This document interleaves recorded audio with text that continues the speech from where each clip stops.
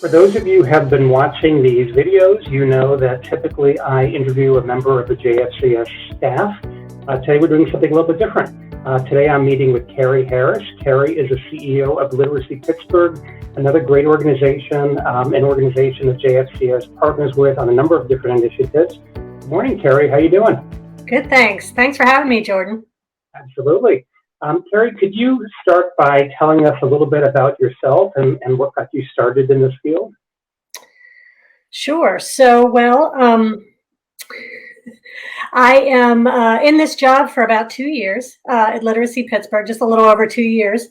Prior to this, I worked for 2 years for the Governor's Early Learning Investment Commission, so focused on early childhood. And then for 13 years before that, I did K-12 education advocacy at A+ schools. And before that, I was in community development. So this is my fourth time leading an organization, but most of my career has been spent in education, not as an educator, but as somebody who believes it's really important, who understands the policy levers, and who understands it's important for education to be equitable, accessible, and excellent. So that's what I bring to this role, and this is my first time in adult ed, but I'm thoroughly enjoying it.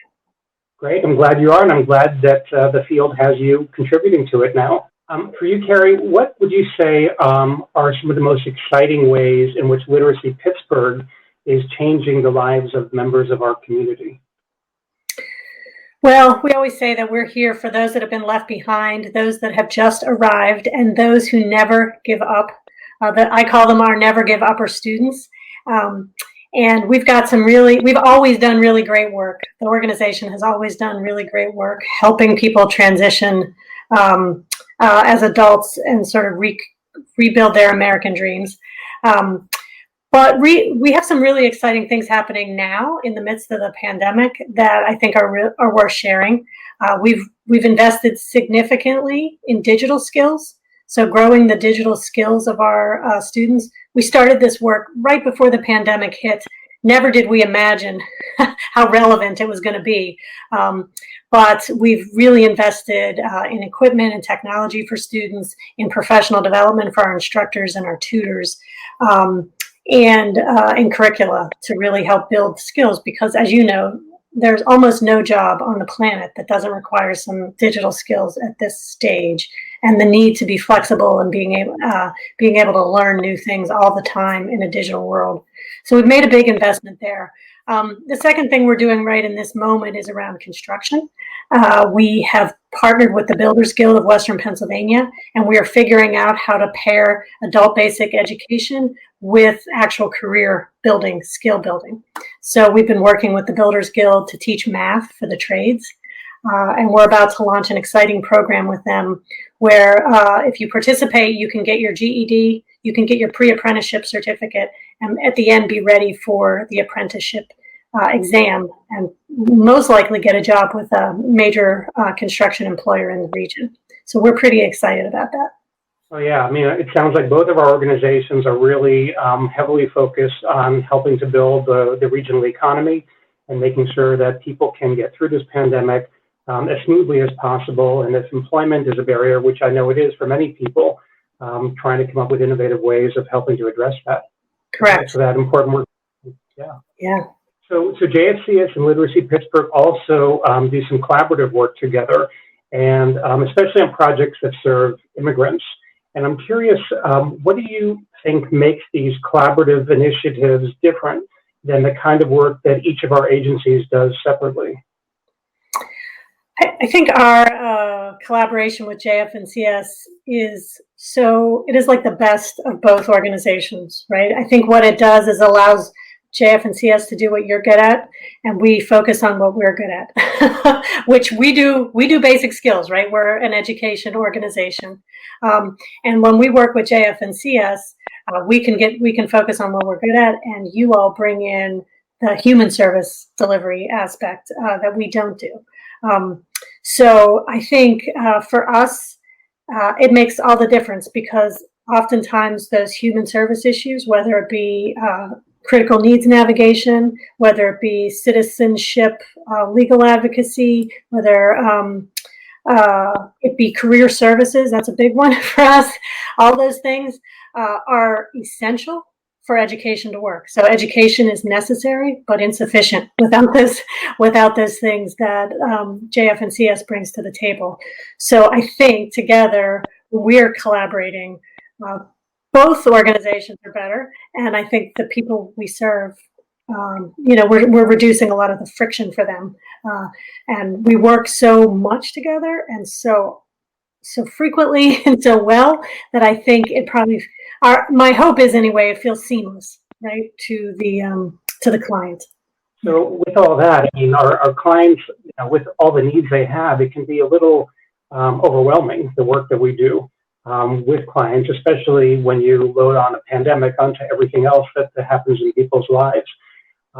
What keeps you going? What keeps you motivated? What keeps your energy level high?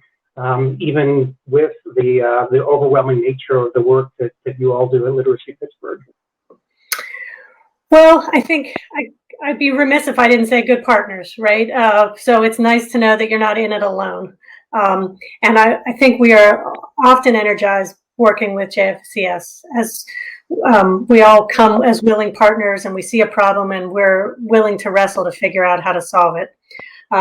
One example I didn't mention earlier was we built this new program called Career Accelerator together. So we're doing adult basic ed. We're doing GED prep really for a group of students, and JF and CS, right, is doing the career services and critical needs navigation. So we've wrapped our arms around this cohort of students, and seeing them be successful is a real energizer. And we just started the second cohort, and I think we're learning together about how to do this well. So I think the best is yet to come, so to speak, on that project. I find it super energizing. And I think generally, I don't often get to work with students directly, but anytime I do and I get to see how proud of themselves they are, right? They're adults like you and I, right? 25 to 44-year-olds. Okay, I'm a little older than that. We have some that are older.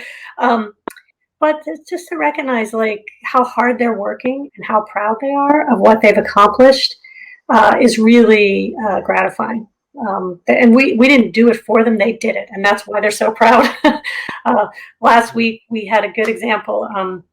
One of our teachers worked with her students to produce a podcast about dealing with sadness and isolation in the pandemic.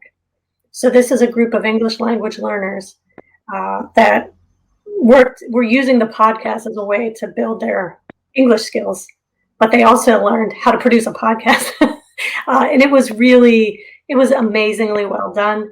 And a few of the students were just in tears after they hosted a listening party for some of us to come hear it. And they were just in tears. They couldn't believe that they had pulled this off. And that was very gratifying to know that they can do it, and we helped. So that's really great. I mean, we do have this very important partnership, and I agree with you. I mean, like you, what gets me through the difficult times is knowing that people who are experiencing challenges in our community are overcoming the challenges, are doing better, are feeling good about themselves because of, to some degree, the support, the work that we're putting into helping them. So thank you. Thank you for the work that you're doing. Thank you for the work that Literacy Pittsburgh is doing. Thank you for this wonderful, wonderful partnership that Literacy Pittsburgh and JFCS have. Back at you. Thank you. And just thanks for joining me today. Yeah, my pleasure.